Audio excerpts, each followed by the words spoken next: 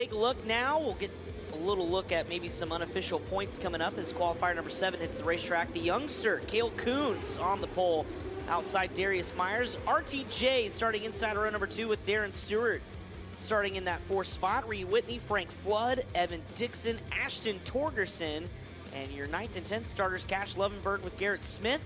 Rolling off 11th, Dodge Calvert. Of course, the rest of the field, including Cruz Dickerson, Bradley Cox, Skylar Rhodes. That's your 14 starters. And quickly, we're underway here in qualifier number 7. One car way up on that cushion. I think that's the 36S of Darren Stewart. Meanwhile, RTJ slides tail Coons. Coons gets loose, almost spun around, saves it, loses a ton of spots. RTJ is in a lead lap 1 though. There's Darren Stewart in that 36S. He loses a spot to Ashton Torgerson. Torgerson up to the outside of Frank Flood. It's RTJ, Myers, Flood, Torgerson, and Stewart the top 5. Flood slides up in front of Torgerson. Torgerson turns it to his inside, side by side entering 3. Clint, what do you think Flood saw? He was on the bottom the first lap or 2, moved up high though. I think he just realized that the momentum's not going to be there. There's not enough moisture right at corner exit to get a run down the straightaway, and you can just carry so much more speed around the outside. And you're also watching RTJ just drive away from you on the outside of the racetrack. So no-brainer to me to get to the high side of the speedway and try to get rolling. RTJ's lead over a 1.5 seconds. Flood looking for some luck on his side. Been a rough shootout so far. Goes by Darius Myers, a heat race winner yesterday. Flood and Torgerson are coming. We'll see if they can reel in RTJ. 5 down and 5 to go. Myers hasn't left the bottom. Torgerson rips the cushion. A lot of momentum down the front stretch. Takes away P3. Cale Coons, remember that half spin earlier? He saved it. He's working his way back forward. A little bobble there from the leader, RTJ. Comfortably enough out front that it doesn't affect him too bad. 1.347, the interval between RTJ and Flood. Connor, we're finally to where the cushion is super slick right underneath it, and you got to kind of tiptoe or it will eat your lunch, as we saw RTJ get tight last time through 1 and 2. 2 laps to go as you see the battle continue between Cale Coons and Darren Stewart as we got one up in smoke. Little puff of smoke. Doesn't look to be anything major. Coons gets up into Stewart. Stewart 4 above the fluff, but the caution is out. Looks like they're calling for the car that we saw with the smoke, Bradley Cox, maybe? Or yeah, just ton of fluid on the racetrack, guys. Yep, and Bradley Cox adheres to that instruction, pulls the infield, but yeah, there's a significant trail of fluid. Cox was last scored in 10th.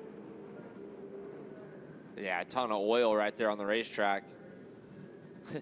You can see RTJ being a dog and just splitting it with his tires so he doesn't get oil all over his tires. Cale goes through first, and you can even see the shine. I mean, that is a lot. It is a lot of oil, guys. Well, it'll be interesting to see how this plays out while they roll through the oil. Earl Hoon, what do you got? That's 10 of the 16, and 10th is at 210 points. I believe last year the cutoff for the A main lock was around 208. May have to find that knowledge from last year here in a little bit. Back under the green flag, we'll see who can add their name atop the points list as Ricky Thornton Jr. now to the bottom side of the racetrack after that cushion bit him a few laps earlier.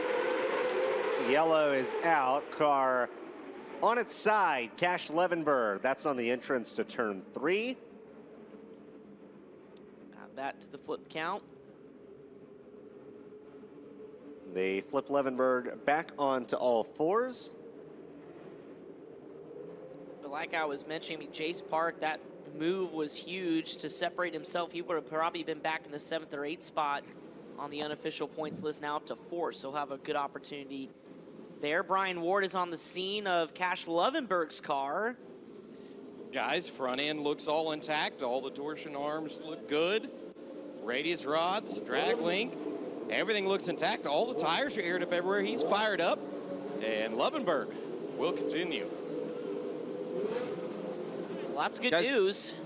We saw RTJ go to the bottom under that yellow, or under the yellow, yes, but back when we got back to green, and I think under yellow, kind of hot lapping around there, burning that oil, and he may have felt a little bit of rubber or something, and he absolutely took off on the bottom side of the racetrack right there. Let's take a look at the iBox instant replay, and this is what happened to Cash Lovenburg. Way up top. Wow. Almost just, Wow. it kind of entered almost above the cushion. There's Yeah. really nothing you can hang on to up there. Just a misjudgment on quarter entry. Watch how RTJ is going to go back to the bottom here, and Yeah. watch how the coloration of his right rear tire right now is a medium to dark brown. When he comes back off of turn 4, you'll see this thing be black. Yeah. There will be no brown coloration at all. See if anybody else notices that too, of what Ricky Thornton Jr. found back under the green flag, and there he goes to the bottom. So too, just the rest of the field. Oh, check out the coloration. Yeah, and it's starting to get pretty dark. Cale Coons trying to make something happen here at the white flag lap. Just ahead of him, Darren Stewart, Darius Myers. Myers now back to 5th. Checker flag waves, an easy win for Ricky Thornton Jr. Frank Flood, Ashton Torgerson, Darren Stewart holding off Darius Myers. Cale Coon finishing 6th. I think everybody found the rubber when RTJ did. Followed him around the bottom there. Yeah, I'd be curious if that's the driver we're going to talk to at the top of the ramp, if that was the secret under that yellow flag, finding that rubber. And we see the water truck come